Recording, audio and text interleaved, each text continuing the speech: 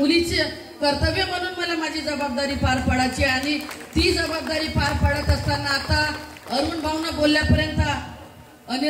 भाऊन बोलल्याप्रमाणे आतापर्यंत मंत्रीपद काँग्रेसचं हे गडचिरोली विधानसभेला जात होतं, पण ते आता चंद्रपूर जिल्ह्यातल्या विधानसभेला कसं येईल त्यासाठी नक्की मी प्रयत्न करेल। हे करताना ही विधानसभा लढवत असताना मी या विधानसभेची उमेदवार आहे, या पद्धतीचा प्रचार मी करल आणि माझ्या मतदारसंघात येणाऱ्या या 6 विधानसभेत भाजपचा सुपडा नाही साफ केला तर प्रतिभा धानोरकर नाव लावणार नाही।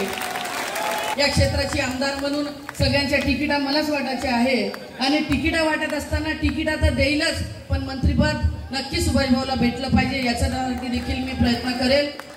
कारण माझ्या तिकिटाच्या वेळेस मला माहित आहे की अनेक आमच्या पार्टीतल्या लोकांनी विरोध केला। अरुण भाऊने या ठिकाणी सांगितलं की ज्या पद्धतीने सुभाष भाऊला सुद्धा सुपारी देण्याचा प्रयत्न आमच्याच पक्षातील लोकांनी केला की काही करा पण प्रतिभा धानोरकरला तिकीट भेटली नाही पाहिजे, तुम्ही तिकीट घ्या म्हणजे जेणेकरून सुधीर मुनगंटीवार हा घरी बसल्या निवडून आला पाहिजे।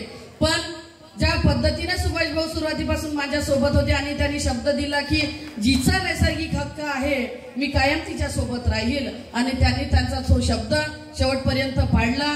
अनेक लोकांनी त्यांना पैशाने देखील मॅनेज करायचा प्रयत्न केले, पण ते कोणाच्या अशा खोट्या आश्वासनाला विकले गेले नाही आणि त्या पद्धतीचा विश्वास त्यांनी माझ्यावरती दाखवला। तो विश्वास कायम मी त्यांच्या सोबत राहील।